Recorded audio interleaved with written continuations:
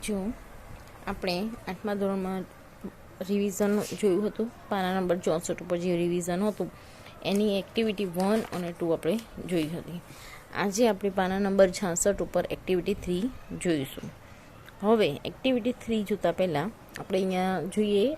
Activity 3 છે એ એક વાર્તા છે, બરાબર. તો પહેલાં અહીંયા શું લખ્યું છે જુઓ. Activity 3 A listen to the story, એટલે જે હું અહીંયા વાર્તા કહું છું એ વાર્તા હું તમને સાંભળવાની છે અને એના ઉપરથી આ જે ખાલી જગ્યા છે ખાલી જગ્યા પૂરવાની છે. બી છે જે read the story, use words in the place of pictures and write the story. હવે તમારે આ જે ખાલી જગ્યા છે, ખાલી જગ્યામાં જે ચિત્ર આપેલા છે એ ચિત્રોને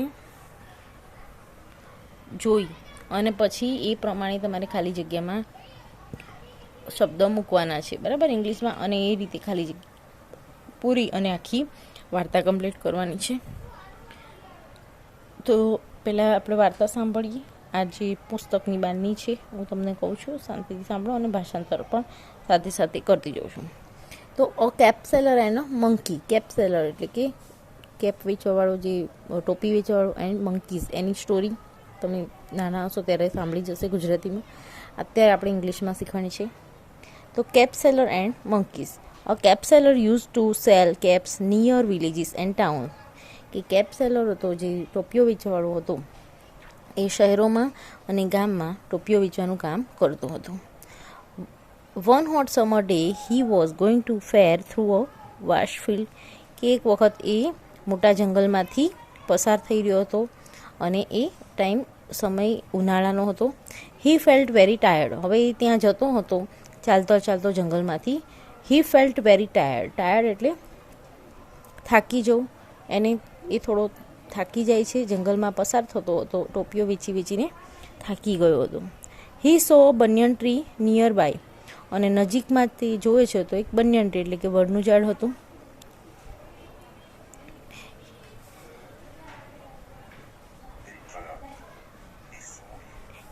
He sat under a banyan tree to take a rest for a while. હવે એ વિચારે છે કે આ વડનું ઝાડ છે ત્યાં છાંયડો સારો છે અને પોતે થાકી ગયો હતો, એટલે એ શું વિચારે છે કે લાઈન થોડી વાર હું આરામ કરી લઉં. એટલે he sat under a banyan tree, એ ઘડીક થોડી વાર બેસ્યો. ટુ ટેક રેસ્ટ એટલે કે થોડી વાર માટે એ આરામ કરવા માટે બનિયન ટ્રીની નીચે બેસે છે. Suddenly he fell asleep. અને થોડી જ વારમાં એને તો થાક્યો હોય છે એટલે શું થઈ જાય છે, ઊંઘ આવવા લાગે છે. Some monkeys were living on the tree. હવે એ જોવે છે કે થોડા જે મંકીઝ એટલે વાંદરાઓ હતા, એ વાંદરાઓ આ જે ઝાડ ઉપર રહેતા હતા, પરંતુ એને કંઈ ખ્યાલ હતો નહીં. હવે એ જ્યારે સૂઈ ગયો હોય છે તો ત્યાં જે ઉપર જે વાંદરા રહેતા હોય છે એ ઝાડ ઉપર એ આવે છે. Some monkeys are living on the tree. થોડા વાંદરાઓ આ ઝાડ ઉપર રહેતા હતા. They came down and took all the caps from the basket one by one.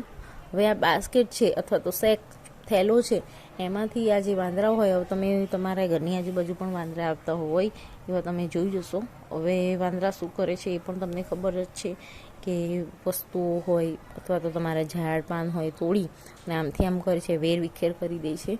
તો અહીંયા પણ આ ઝાડની નીચે આ જે સૂઈ ગયો હોય છે તો થોડા જે વાંદરાઓ હોય છે એ વાંદરાઓ આવે છે અને વાંદરાઓ શું કરે છે, they came down and took all the caps from basket one by one. તેઓ નીચે આવે છે, વાંદરાઓ બધા ઝાડ ઉપર હોય છે તે ઝાડ ઉપરથી નીચે આવે છે. નીચે આવી અને આ જે કેપનો જે થેલો હોય છે એ ખોલી અને એક પછી એક બધા વાંદરાઓ શું કરે છે, આ લઈ લે છે ટોપી. અને પાછા then they climb on a tree.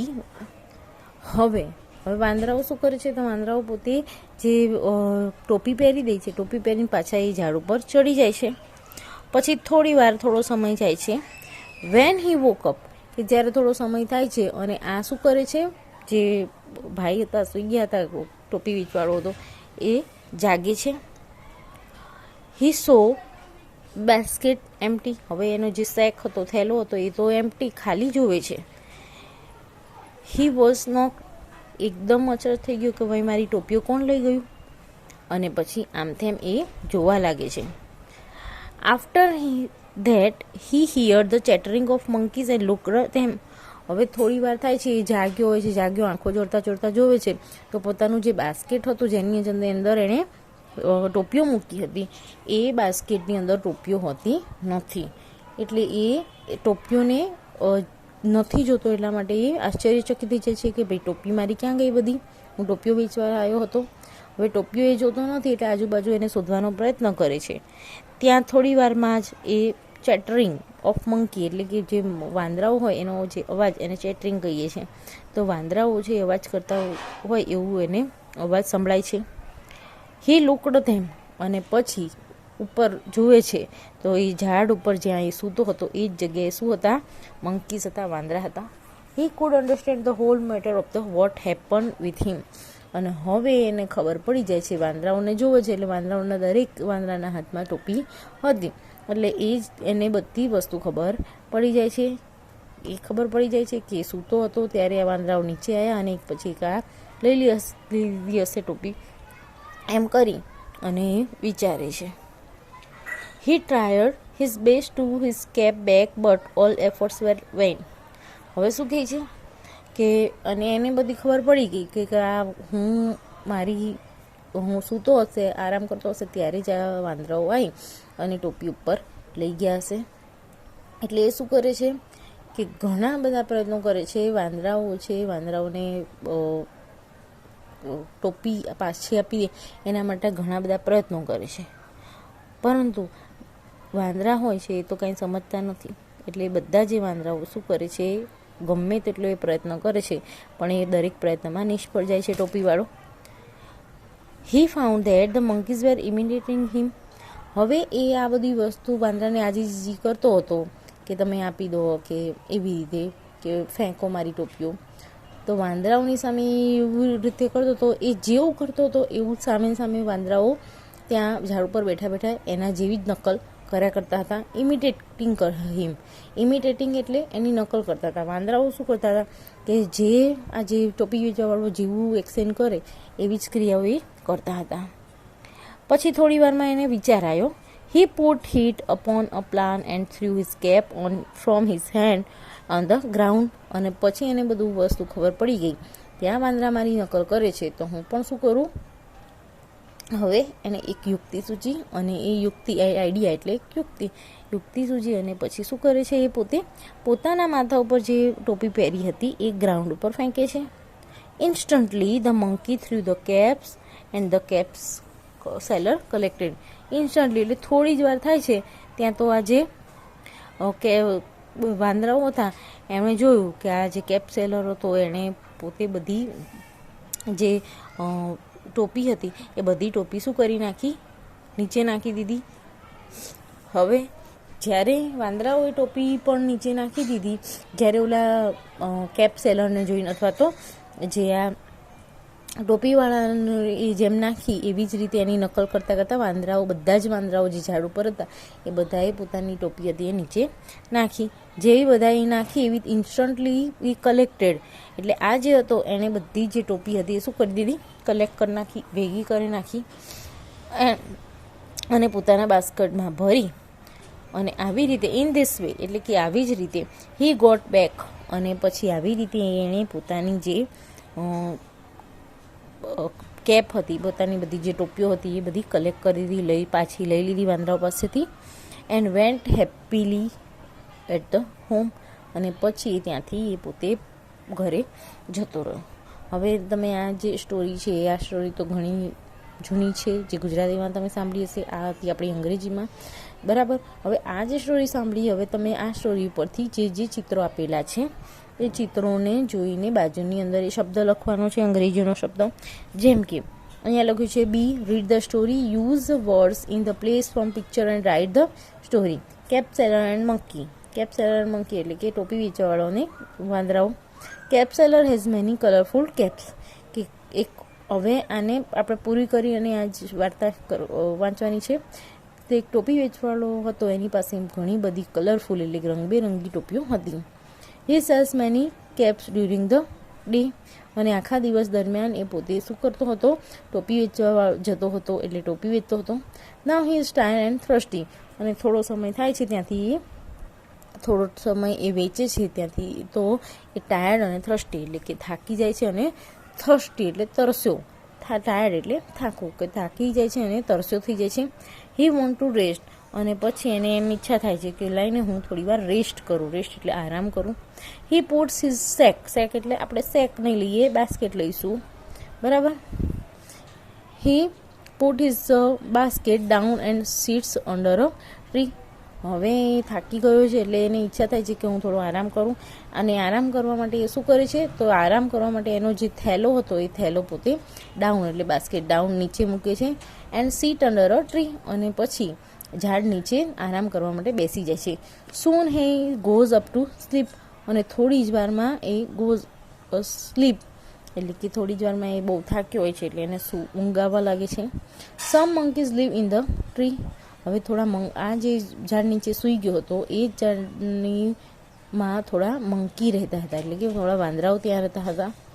They tech all the caps, અને બધા જે વાંદરાઓ જ્યારે આ સૂઈ ગયો હોય છે કેપ્સેલર, બધા વાંદરાઓ નીચે આવે છે. અને ટેક અવે એટલે બધું લઈ લે છે. શું લઈ લે છે? કેપ્સ, એટલે બધી ટોપીઓ લઈ લે છે. When the cap seller gets up he is angry, જ્યારે આ બધા વાંદરાઓ લઈ લે છે અને પછી જ્યારે આ જે કેપ્સેલર હતો એ ઉઠે છે, જોવે છે પોતાની જે કેપ છે એ તો છે નહીં. હી gates up he is angry, જ્યારે એ ઉઠે છે ત્યારે એંગ્રી થઈ જાય છે, ગુસ્સે થઈ જાય છે. દેન હી થિંક્સ ઓફ એન આઈડિયા, અને પછી ઘણો બધો પ્રયત્ન કરે છે પરંતુ વાંદરાઓ એને ટોપી આપતા નથી. હી થિંક્સ એન આઈડિયા, અને પછી એને એક યુક્તિ વિચાર આવે છે. He takes his cap off and threw in the floor, અથવા ઓન ધ ગ્રાઉન્ડ, અથવા લેન્ડ લખીશું. કે હવે એક યુક્તિ કરે છે કે પોતાની જે ટોપી હતી એ પોતાની ટોપી ફેંકી દે છે અને જમીન ઉપર ફેંકી દે છે. The monkeys also do the same, હવે આ જે વાંદરાઓ હતા એ પણ સેમ આવું જ કરે છે. The cap seller collects all the caps, અને આ જે ટોપી વેચવાળો હતો જ્યારે વાંદરાઓ બધી ટોપીઓ નીચે નાખે છે એટલે એ પણ શું કરી દે છે?